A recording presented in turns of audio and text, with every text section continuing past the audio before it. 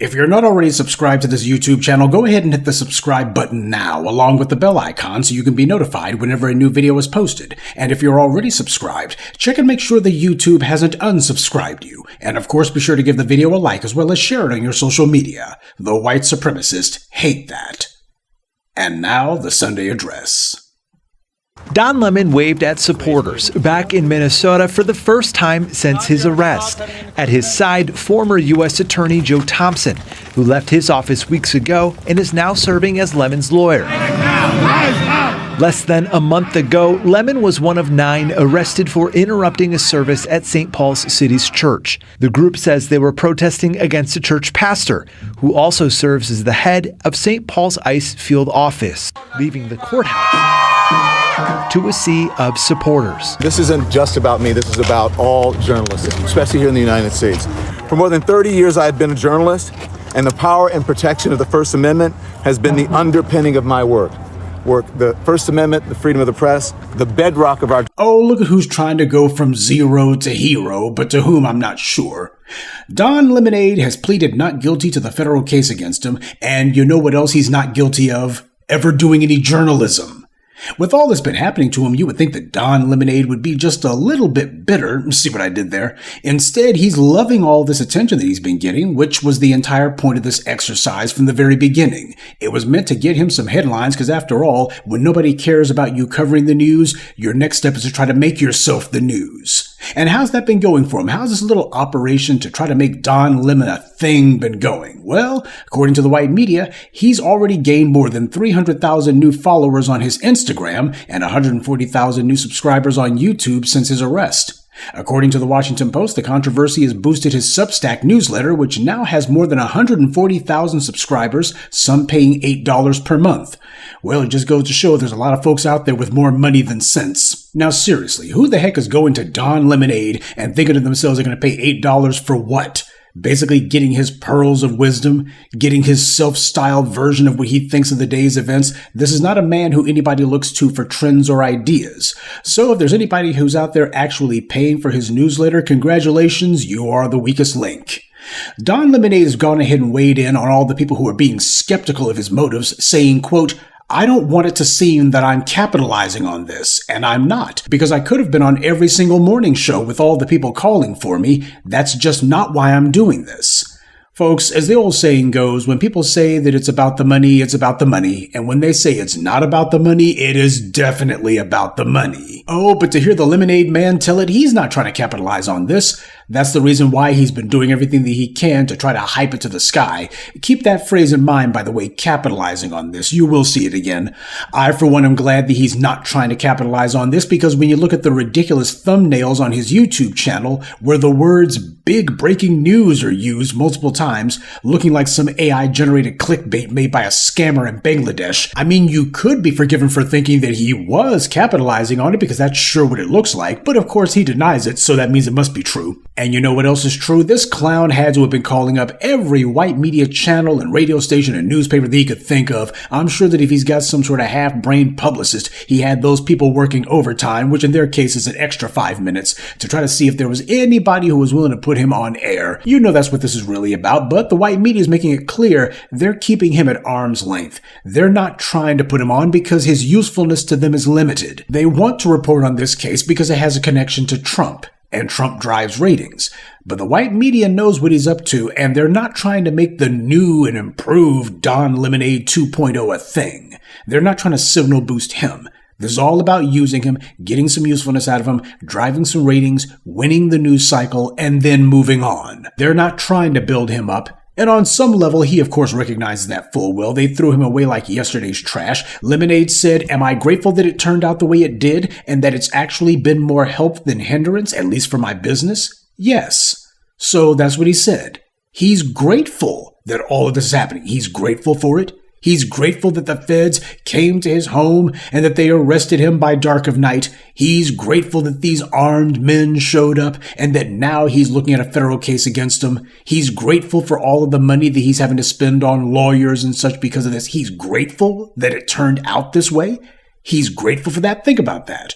Because the entire purpose behind what he's doing is he was claiming that he went to Minneapolis to that church because, well, he was just being a journalist. And as a journalist who was simply doing his job, to have this unexpected turn of events, the way that he put it, to have this happen to him, you would think that the way that he's been talking, he would say, this is terrible what's happening. This is terrible for America. It's terrible for me. It's terrible for journalists and reporters everywhere. It's terrible for the First Amendment. You would think that would be his stance. Instead, he's grateful that it turned out this way, because it's been a help for him, at least for his business. Yeah, you can tell that Don Lemon is a product of the white media. He sounds just like the former disgraced head of CBS, Les Moonves, who talked about Donald Trump saying, is Trump good for democracy? Probably not, but he's great for ratings. So that's what's going on here. You got Don Lemon who wants to find a way to jump on the caboose of the Trump train. See what I did there?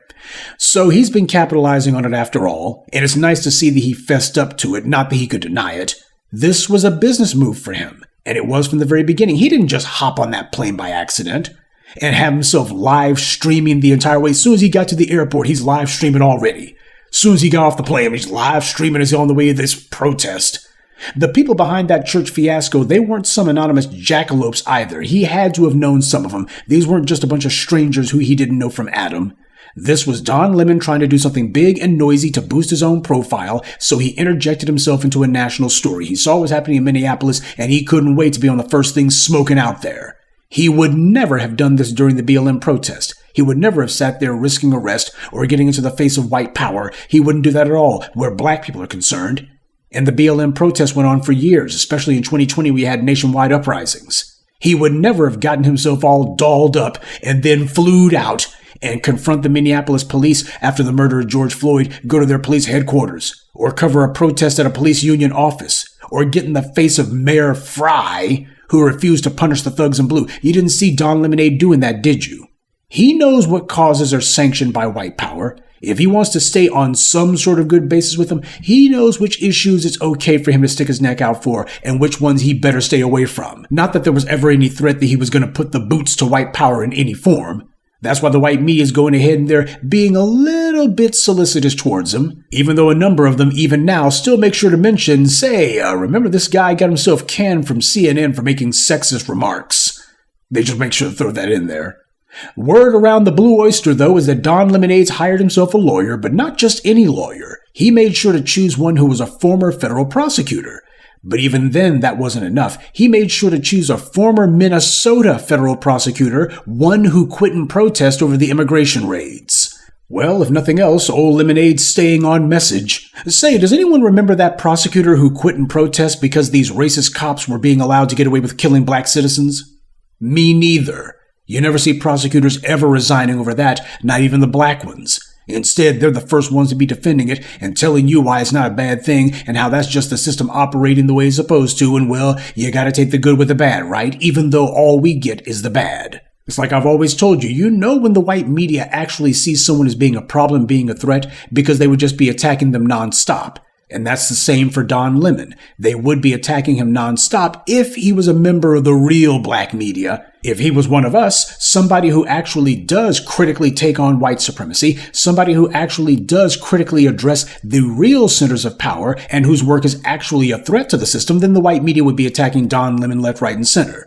At the very least, they would be trying to justify what Trump's doing, or at least to say, well, you know, there are some plausible problems here, whether Lemon knew he really did overstop. We can't really think of anybody who's done this before. That's what the entire angle would be if he was actually a threat. He knows exactly what he's doing. He's trying to carve out for himself a place under the white media. He wants to remain white media adjacent. So all in all, the new queen of trash journalism is picked up being an online attention whore with alacrity. All the white media experts, who are simply reliable mouthpieces for power, are saying that they expect Trump's prosecution of Lemon to fail. Yes, I mean, this is not a time for legal arguments, but basically the charges here are, one is the FACE Act. There's also this provision that was written in related to protecting houses of worship. There's never been a criminal prosecution using this provision. This is the first time. And some former prosecutors who spoke to our reporter Sarah Lynch, actually said civil rights prosecutors, said that they think this case could be dismissed on the basis that actually that religious protection provision, it's a little complicated to get into, but may be deemed unconstitutional and unenforceable here. So it's just possible that on the basis of the way they're using this charge, it might not be able to go forward. Well, if Trump's past and recent prosecutions are any indication, this one's going to go down in flames as well, looking at his failed attempts to indict Democratic Congresspeople last week and his multiple failed attempts to go after Letitia James, which, truth be told, one would have thought would have at least made it to trial, if nothing else, but the orange man and his white henchmen simply couldn't figure out how to make that one work. So it just goes to show lawfare ain't for everyone. Just because you can file a lawsuit doesn't mean that you're able to mount an effective lawfare campaign. But when people have an actual legal defense, it gets a lot harder to try to railroad them. Remember, the U.S. injustice system is pay for play. Unless Don Lemonade has squandered all of his money at the Blue Oyster, he ought to have at least a couple $1 million, which is more than enough for him to actually have this legal defense mounted. He's not going to have a problem paying the lawyers for this because the case ain't going to last that long. This is not going to be some years-long odyssey. Though in Don Lemon's case, we can all tell he would love it if this case went on for years. He would love it if he could just basically have year after year to be able to say the Trump administration's still after me after all these years. I'm the most important person in the world to the most powerful man in the world, and that's why you need to subscribe to my Substack, now only $9 a month. And I'm not saying that Strawberry Shortcake shouldn't be allowed to monetize himself, but what I am saying is he should be honest about it. But then again, what else do you expect from a product of the white media? Honesty ain't exactly their mission. White supremacy believes in taking both sides of the conversation, and for Don Lemonade, this could be a double-edged sword. See, if Don does wind up like Jussie Smollett, another gay black man who tried to give his career a boost by pulling a dubious PR stunt, and if he winds up being successfully prosecuted in spite of himself, the white media will wail about how this affects white reporters. There's not going to be any attempt to make Don Lemon out to be some sort of political prisoner. There's not going to be any attempts to push some Stop the Lemon from Being Squeezed campaign. They'll leave him to do his time, modest though that may be. But regardless, they have no long-term plans for Don Lemon. This is not going to be a launch pad to some sort of new show or new anything for that matter. They're making that pretty clear. No matter how this turns out, when it's all over, he's going to be mercifully forgotten. Now, assuming the orange man's case falls flat like all the others he's ran has, what's next for Lemon after this is all over? Well, I think that what's going on right now is the best evidence that even he knows he's done on white media airwaves. And he's not even getting that much support from bootlick media for that matter. You haven't seen a lot of these clowns out here, these sorry Negroes who suck up to white power, trying to make a cause celeb out of him, have you? That makes sense, because there's no honor among sleaze. These professional butt kissers are all fighting tooth and nail for the 1 or 2 token Negro spots the white media has available, and they push their own mother out of a 10th-story window to get one of them. When CNN canned Don Lemon, you didn't see any of these sorry bootlicks out here going on some jihad for him. You didn't see any of them saying, "Oh, CNN, we need to boycott CNN. We need to do something like that." They didn't do that at all. Just like when Tiffany Cross-Eyes got canned, when Joy Reid got shown the door. Yeah, that's how it works out for these guys. They don't stick up for each other because they're all trying to get each other's spot. If there's one of these fools who was on TV who winds up getting their pink slip, the rest of them are like, good, maybe that'll make a spot for me. When Don Lemon went down, none of them stuck up for him. But so far, CNN isn't bringing in any other Negroes to take his place. Not one tether has gotten a show, nothing at all. As far as they're concerned, they had one too many Negroes on the air, and now they got one less, and they're fine with it. So the competition for whatever imaginary white media slots there are left among the bootlicks is going to only increase. Don Lemon, however, has always been in business for himself. He has never looked for a black audience, and he's not about to start now. This is Don Lemon trying to position himself for a white center to left of center audience. That's what he thinks is ultimately going to come out of all of this. If he can build himself his little old platform, well, he can not only get some nice little revenue for himself, but he can also pretend as if he's a vital member of the media even to this day. And because bootlicks never have any original ideas before it's all over, I fully expect Joke Reid to call herself going about the same kind of stunt. Don't be surprised if she pops up somewhere trying her own pathetic version of what Lemon did. She's an immigrant herself, so I wouldn't at all be surprised if she tried to do some asinine ambush journalism at an ICE operation, and she'll suddenly be all vocal about being the child of immigrants and how this affects every black person in America. No, the only black people this affects are black illegal aliens and the sorry Negroes who thought that they would suck up to white power for a paycheck. Those are the only black people who are quote-unquote affected by this. Well, I think we've given more than enough play to the trials and tribulations of Don Lemon, self-inflicted though they are. So I'm sure you'll probably be glad to know that I'm not going to be following this case because there's nothing to follow here. This is all about a washed-up former cable news personality who is now trying to manufacture a second act for himself. And so far, I guess he's found something that he thinks actually works, and that's fine.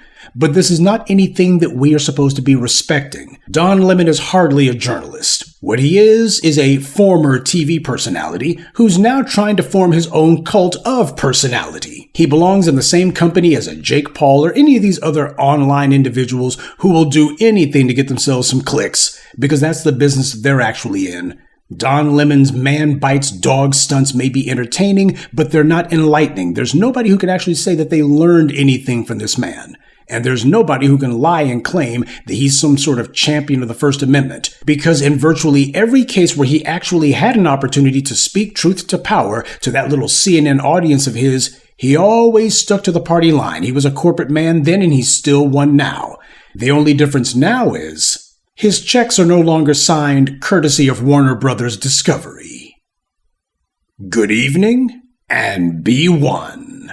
I'd like to take a moment to mention some of our contributors. Cornell Sly, Morris Bodden, Carolyn Hughley, Gregory Jones, and Black Truth United. Salute to them and thank you to everyone for listening, liking, and sharing this message. Black empowerment only exists because of you.